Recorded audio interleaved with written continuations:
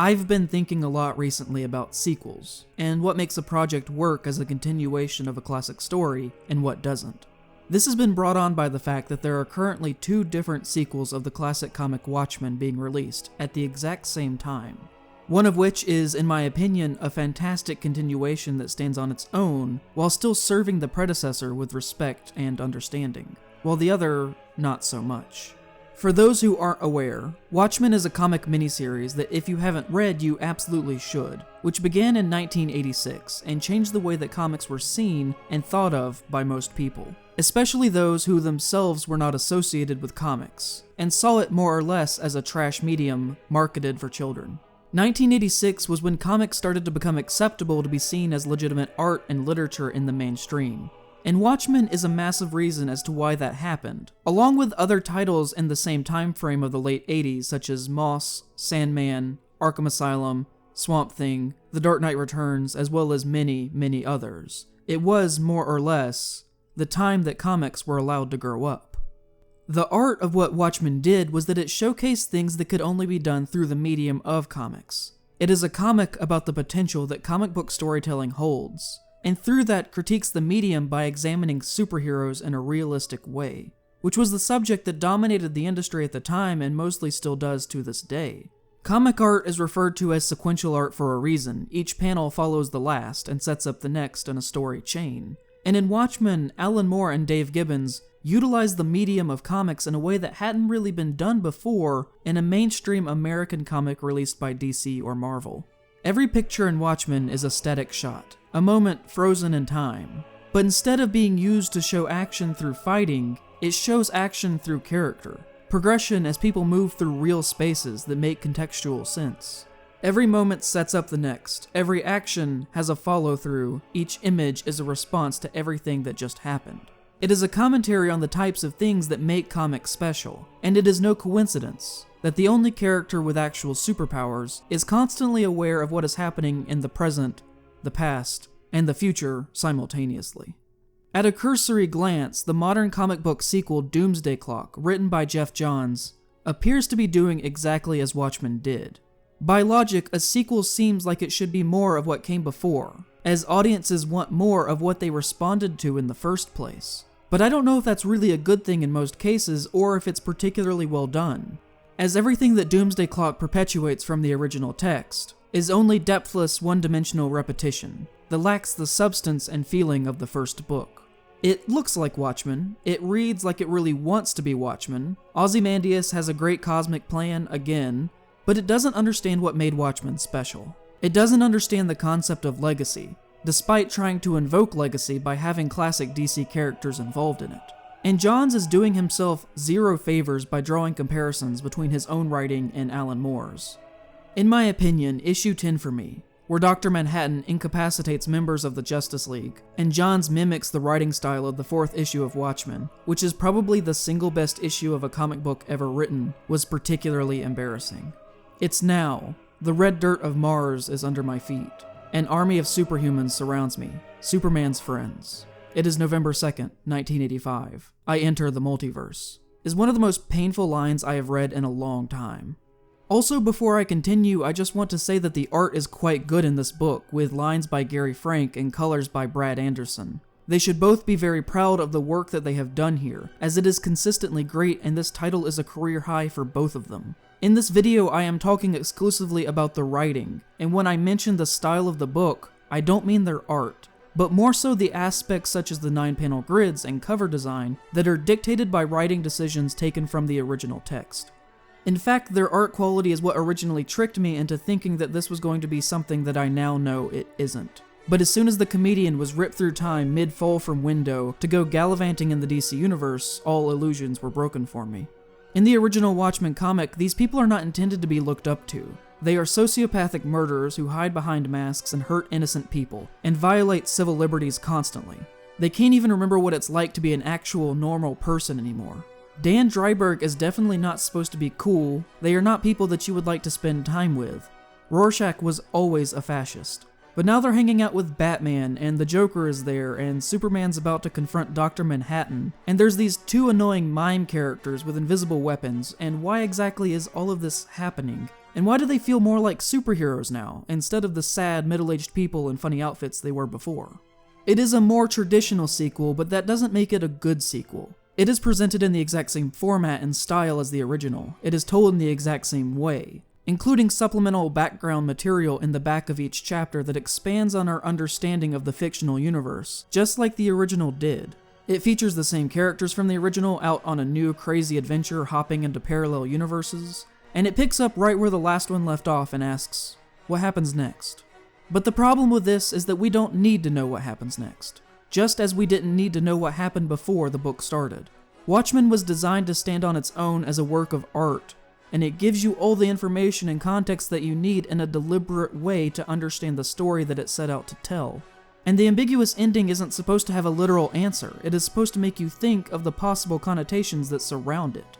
Each of these people in their own minds believe that in the end they did the right thing. They obviously can't all be right, and the book is asking you to examine the situation and decide who you align with politically, as they each represent a very different worldview and ideology. That is the whole point.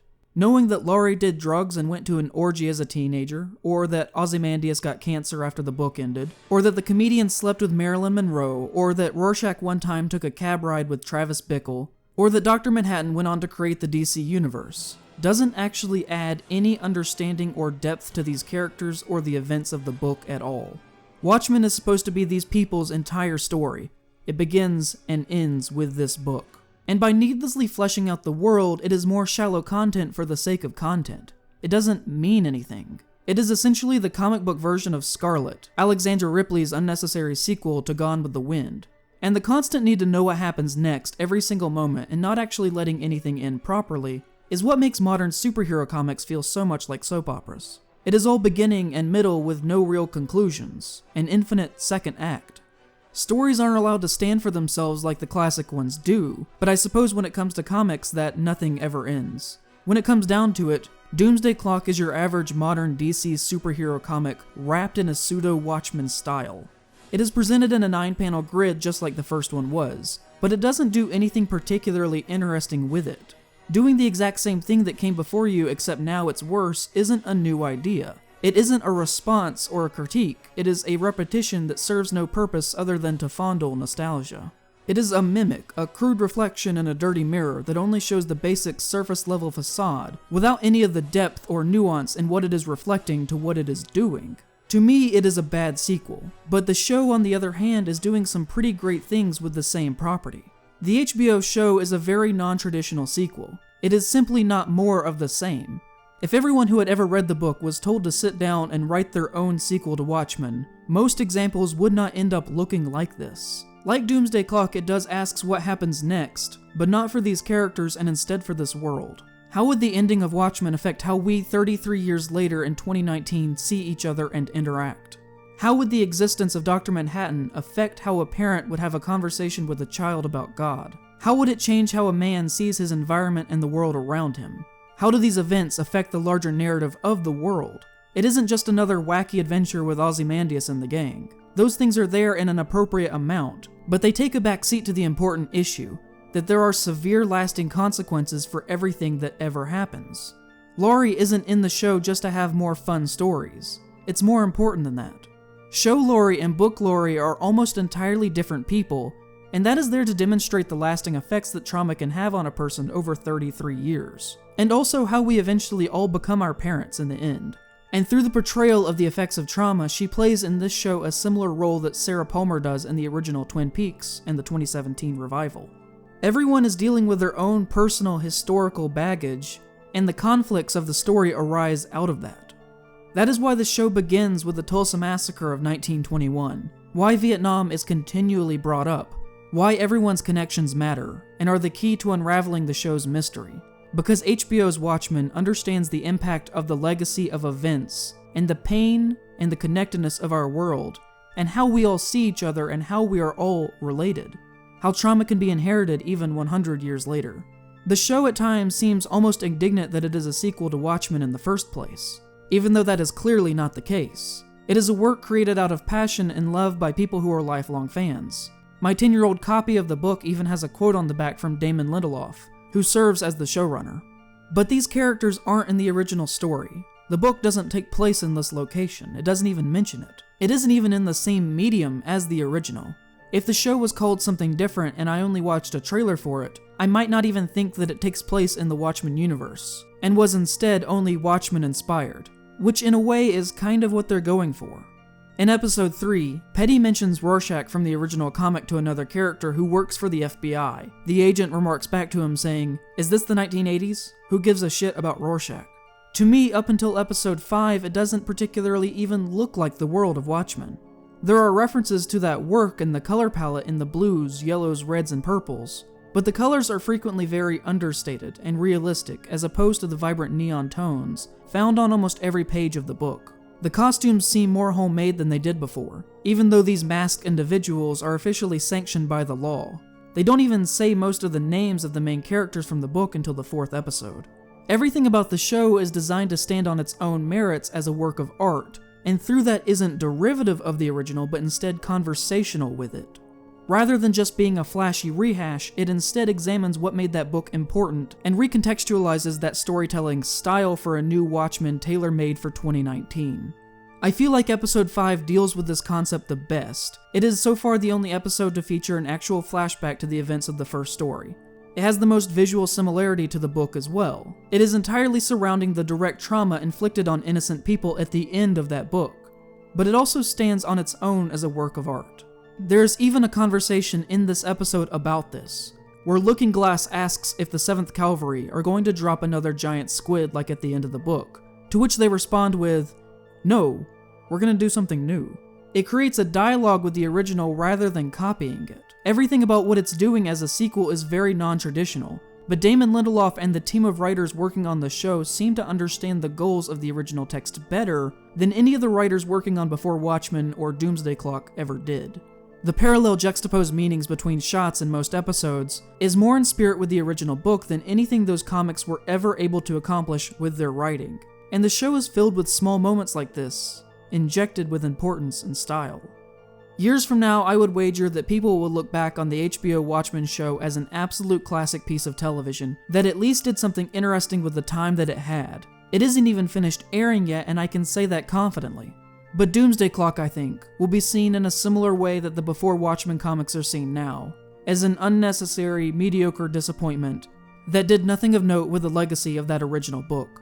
I think it is fitting that the show focuses so heavily as a major theme on the concept of legacy, and its importance and meaning and impact on people, while the comic only stylistically plays with the surface-level ideas of the original comic, without understanding or doing anything worthwhile with them.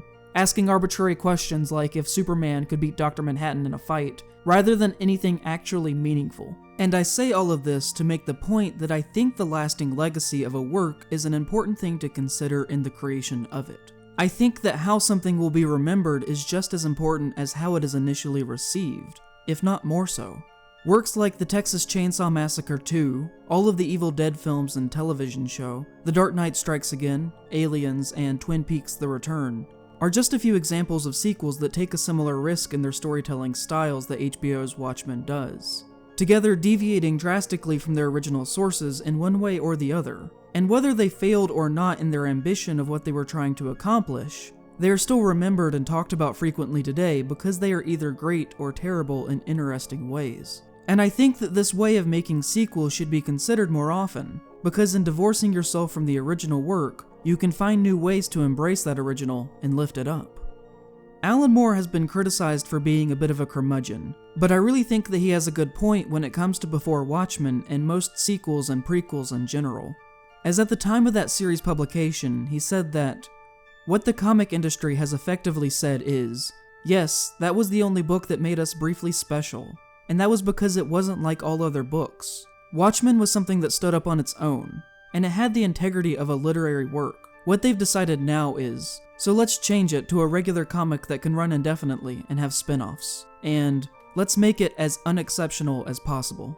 Like I say, they are doing this because they haven't got any options left, evidently. And say what you will about the HBO show, but I personally think that it agrees with his statement. They have already pretty much confirmed that they aren't terribly interested in making a second season. In the most recent episode, the Gamekeeper says, "Our God has abandoned us, and it is unlikely that he will return." And after that line, I wouldn't honestly be terribly surprised if we don't even see Dr. Manhattan once in these last 4 episodes, despite his hand being seen in the trailer. The show plainly isn't interested in repeating history.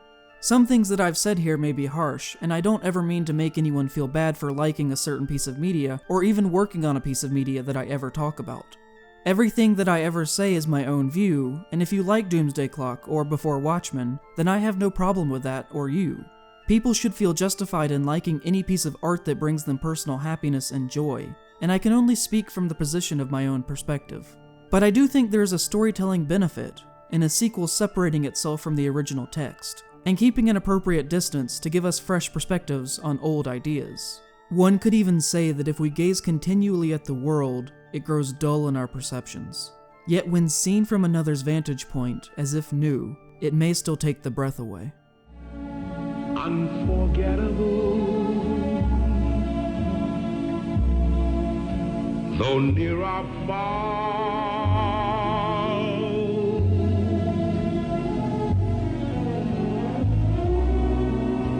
like a song of love that clings to me